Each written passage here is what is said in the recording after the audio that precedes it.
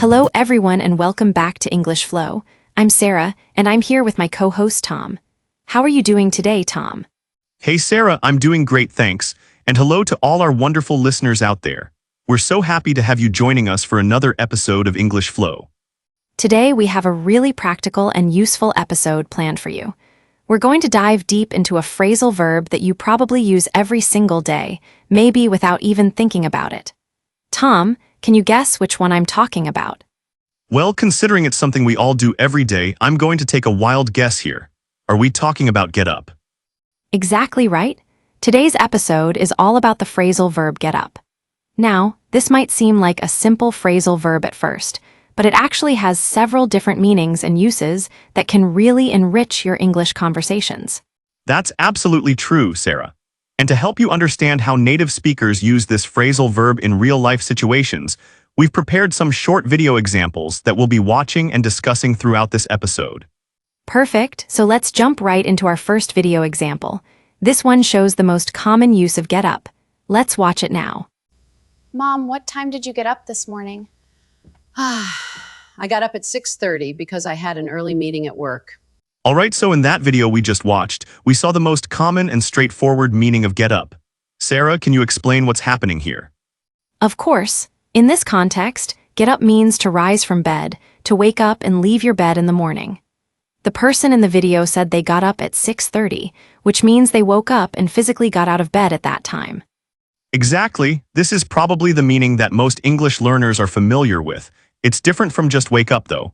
You can wake up at 6 but not get up until 6:30, right? That's such an important distinction. Tom, wake up refers to the moment you stop sleeping and become conscious. Get up means you actually leave your bed and start your day. I think many of us can relate to waking up but staying in bed for a while before we actually get up. Oh, absolutely, especially on cold winter mornings. I wake up when my alarm goes off at 7, but I don't actually get up until 7:15. Those extra 15 minutes under the warm blanket are precious. I totally understand that feeling. Now, let's look at another meaning of get up. This one might surprise some of our listeners because it's quite different from the first meaning. Let's watch our second video example. I'm okay. I can do this. Great example. So in this video, we're not talking about getting out of bed at all. Sarah, what's happening with get up in this context? Here, get up means to stand up or to rise to a standing position after sitting, lying down, or falling. The boy fell off his bike, which means he was on the ground, and then he got up, meaning he stood back up on his feet. This is a very common use of get up that you'll hear all the time in English. You can use it in many situations.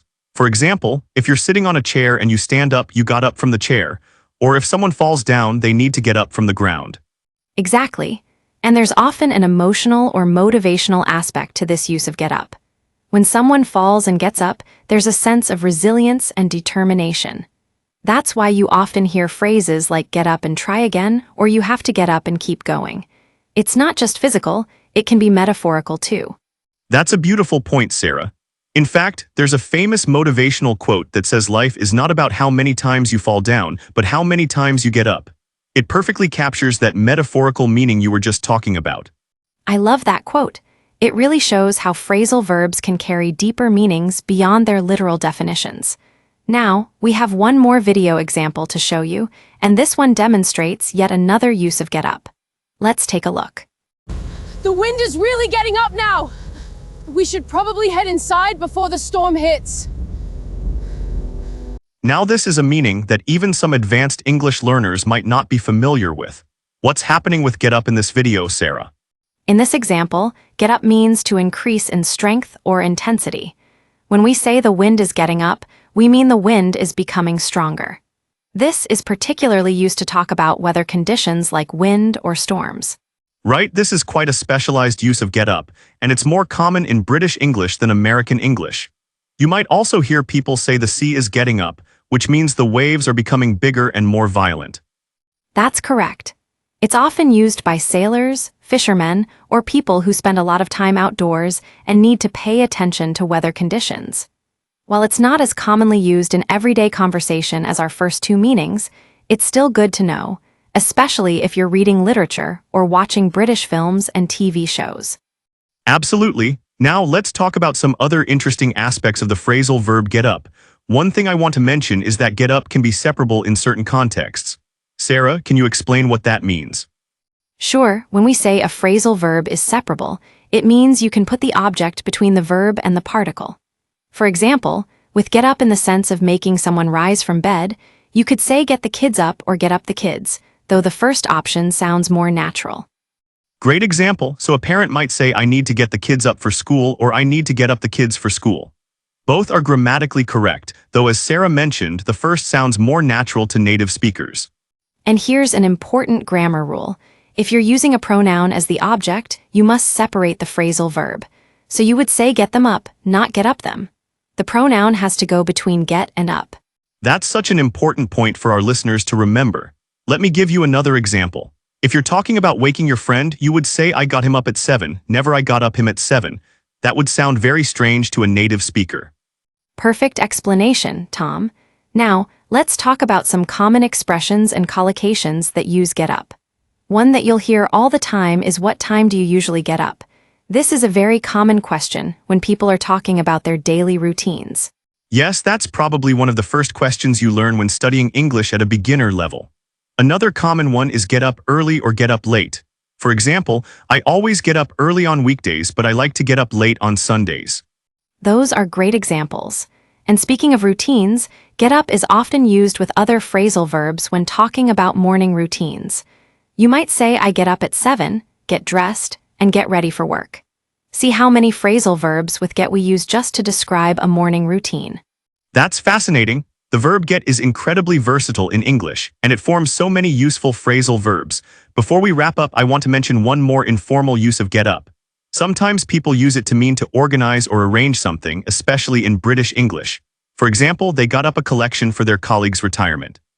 That's a great addition, Tom, though I should mention that this use is becoming less common in modern English. You're more likely to hear organize or arrange in that context nowadays. But it's still good for learners to be aware of it, especially if they're reading older texts or British literature. Absolutely right. Now let's do a quick recap for our listeners. Sarah, can you summarize the main meanings of get up that we've covered today? Of course. First, get up means to rise from bed in the morning, like I got up at 6 today. Second, it means to stand up or rise from a sitting or lying position, like she fell down but got up immediately. Third, it can mean to increase in strength or intensity, especially for weather, like the wind is getting up.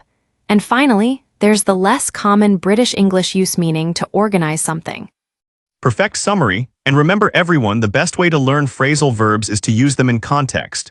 Try to use get up in your conversations this week. Notice how native speakers use it in movies, podcasts, and everyday situations. The more you expose yourself to it, the more natural it will become. That's excellent advice, Tom. And here's a little homework for our listeners. Think about your own morning routine and try to describe it using get up and other phrasal verbs. What time do you get up? How do you feel when you first get up? Do you get up quickly or do you take your time? I love that homework assignment. And if you want to share your morning routine with us, feel free to reach out on our social media. We'd love to hear from you and see how you're using the phrasal verbs you learn on English Flow. Well, that brings us to the end of today's episode. Tom, this was such a fun and informative discussion about get up. I hope our listeners found it helpful. I'm sure they did, Sarah. Thank you all so much for listening to English Flow today. Remember, learning English is a journey, and every phrasal verb you master brings you one step closer to fluency. Keep practicing, stay motivated, and don't give up. Exactly. And just like we talked about earlier, if you fall down, you just need to get up and keep going. We'll be back soon with another episode full of useful English tips and lessons. Until then, keep learning and keep flowing with English. Take care, everyone, and we'll see you next time on English Flow. Goodbye. Goodbye and happy learning.